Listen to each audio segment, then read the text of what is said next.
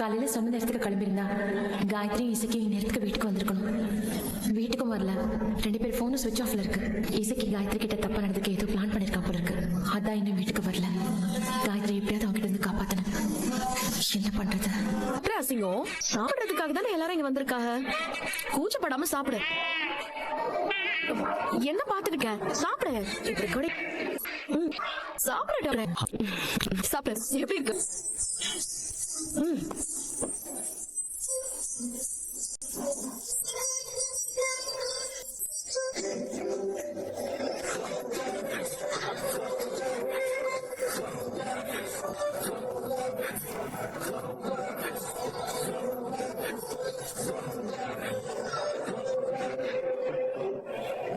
என்ன என்னையே பாத்துக்கிட்டு இருக்க? சாப்பிடு. பல நாள் ஆசையை என்ன கூட்டிட்டு வந்து நிறைவேற்றிட்டேல.